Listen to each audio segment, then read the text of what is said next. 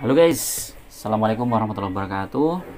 Gimana kabarnya? Mudah-mudahan kalian tetap semangat, tetap sehat, dan tetap bahagia. Oke guys, di pagi ini saya ingin berbagi tentang tip bisnis apotek. Nah, kira-kira prospeknya di tahun 2021 ini bagaimana? Apakah akan meroket atau justru malah turun? Nah, nanti strateginya bagaimana? Nanti ikuti terus video ini sampai akhir, dan jangan lupa bagi kalian yang masih pertama kali masuk ke channel ini, silahkan subscribe, like, dan share agar aku bisa membagikan lagi tip-tip tentang bisnis apotek lebih lanjut. Oke guys, kita lanjut. Oke, di video kali ini ya, ini khusus membahas prospek bisnis apotek tahun 2021. Ini tahun 2021 ini beberapa ekonom itu memprediksi bahwa ekonomi dunia itu belum sepulihnya penuh. Bahkan ada yang beberapa pakar ekonomi yang mengatakan bahwa justru di 2021 ini kita harus waspada. Nah, sekarang bagaimana dengan kondisi bisnis apotek tahun 2021 ini? Apakah seperti tahun 2020 kemarin, atau terjadi peningkatan, atau justru malah turun? Nah, ini sudah bulan ketiga ya guys. Jadi bulan Maret 2021.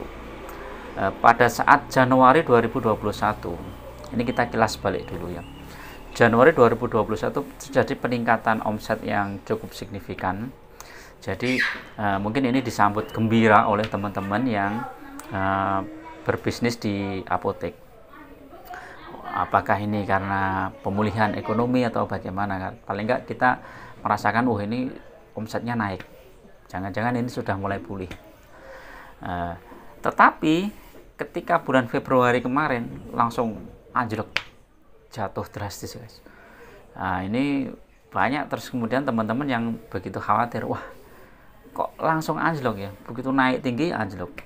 Nah, nanti kita bahas ya, kenapa di Januari 2021 itu jadi kenaikan yang signifikan.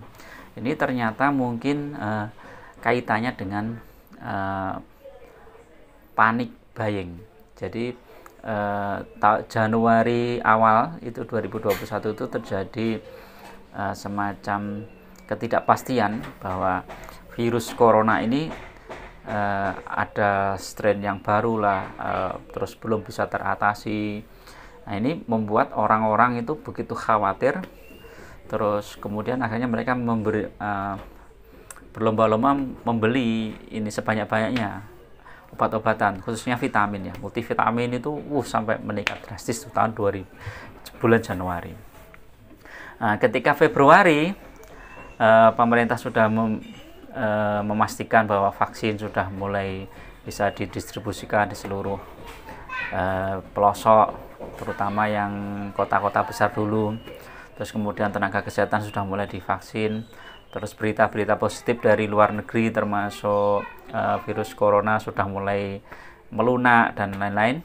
Maka membuat orang sudah begitu santai, rileks, dan akhirnya di bulan Februari kita anjlok, omsetnya anjlok.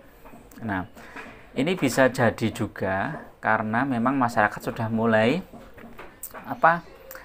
realistis ya, mulai realistis karena kemampuan ekonominya sudah nggak begitu bagus, karena kita sudah dihantam corona itu sudah berapa, 1 tahun lebih ya. Bagi teman-teman yang income-nya bergantung dari bisnis, misalnya kayak pariwisata, kemudian event organizer dan lain-lain, itu selama setahun ini kan luar biasa, hantamannya itu luar biasa, dan kita mungkin masih bisa bertahan aja sangat bagus. Tetapi setelah setahun itu kan kita mungkin ya capek ya, karena mungkin income sudah menurun, bahkan ada yang sampai sudah nggak punya income lagi.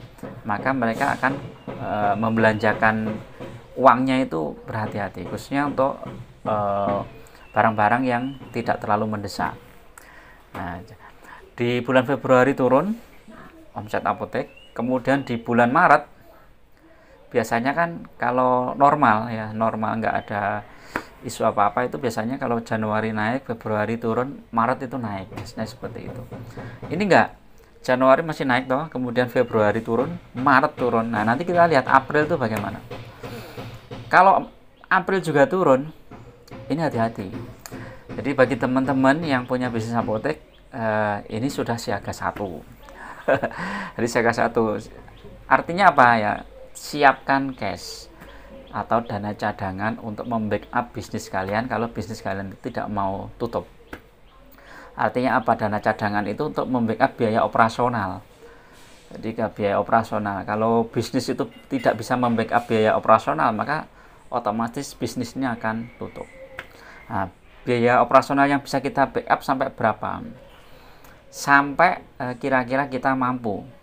Jadi kalau kita melihat margin kotor bisnis apotek kita itu masih bisa membackup bisnis kita, itu masih bagus. Tapi kalau sudah mulai rugi, maka ini adalah warning, hati-hati, betul-betul hati-hati. Jadi harus kita terapkan efisiensi, termasuk kita negosiasi dengan supplier ya. Supplier itu kita negosiasi agar barang kita tidak kosong, tetapi kita bisa pembayaran yang agak mundur ya, sehingga kita bisa bernafas lah istilahnya.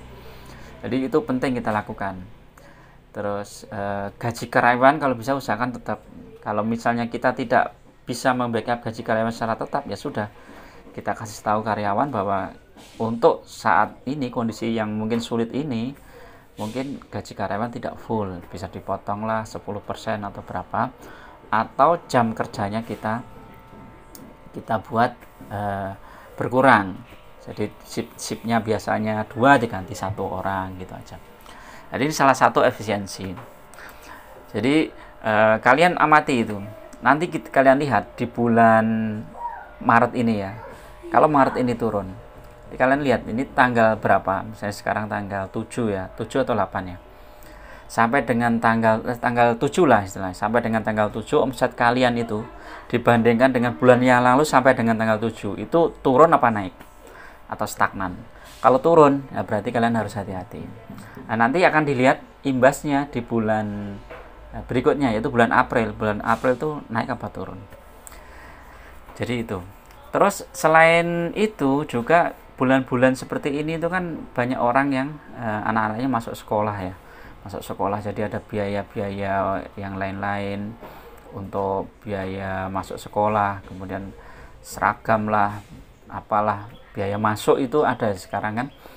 Nah, jadi orang sudah fokus di situ juga, jadi tersedot juga, sudah kemampuan ekonominya menurun, biayanya banyak, jadi ya mungkin terpaksa untuk bisnis-bisnis yang tidak terlalu mendesak ya dikurangi ya. Jadi ini warning ya bagi kalian ya teman-teman yang di bisnis apotek, dan terutama kalau kalian ingin mempertahankan bisnis ya siapkan dana cadangan atau cash.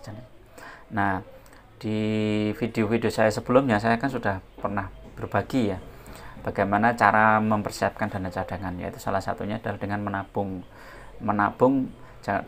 bukan dalam bentuk rupiah tapi menabung emas. Menabung emas itu sangat penting lah. Kondisi sekarang ini sangat bagus sekali kalau kalian mau mulai menabung emas. Jadi bisnis apotek kita backup dengan emas.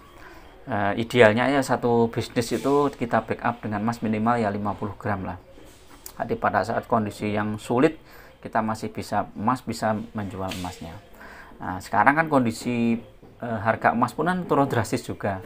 Jadi kalau kalian mulai menabung emas ini cukup bagus. Jadi silahkanlah disisihkan dari dana profit bulanan itu, kita sisihkan misalnya sekitar berapalah 1 juta atau 2 juta. Nanti kalau sudah ngumpul 4 jutaan lebih sedikit, kita belikan emas 5 gram di toko emas. Jadi seperti itu. Nah, nanti kalau sudah sampai 50 gram ya sudah, kita santai-santai aja. Kalau masih ada dana cadangan ya udah ditabung dulu terus dalam bentuk emas, sangat bagus sekali dan sangat liquid.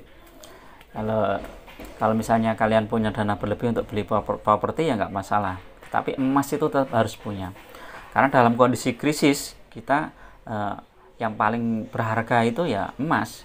Kalau properti kita butuh uang cepat nggak bisa, kita jualnya pun agak perlu waktu lama. Oke teman-teman, sahabat-sahabatku semua di channel Disugi ini, khususnya bagi kalian yang ada bisnis apotek ya, silahkan dicermati. Kalau kalian ada saran atau usul atau beda pendapat, boleh komen di bawah, nanti insya Allah akan aku jawab sebisanya.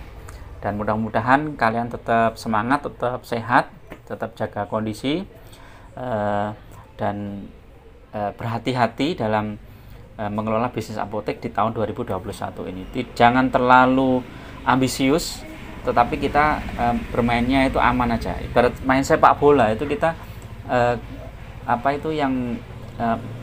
bertahan ya. Jadi misalnya ada misalnya isu apa, kita langsung kolaan banyak. Kayak kemarin tuh isu corona, kita kolaan banyak, hand sanitizer sampai berbok-bok, sampai akhirnya begitu hand sanitizer-nya jatuh harganya, kita rugi besar. Jadi kita tetap mainnya itu hati-hati aja, nggak usah terlalu ambisius pengen untung besar, tetapi nanti malah imbasnya malah kita rugi besar. Jadi itu teman-teman tetap semangat. Terus bagi teman-teman yang ingin belajar ya bisnis apotek dengan saya, bisa gabung dengan kita di grup mentoringbisnisapotek.com. Tentu saya berbayar ya 500.000 untuk 5 tahun. Nanti kalian bisa konsultasi dengan saya secara langsung via WA atau via video call, dan teman-teman bisa bertanya tentang bisnis apotek, tentang bagaimana cara membuka apotek dan lain-lain, dan juga bergabung dengan beberapa teman dari berbagai daerah yang juga ingin membuka bisnis apotek. Itu saja dari saya, ada kurang lebihnya mohon maaf. Assalamualaikum warahmatullahi wabarakatuh.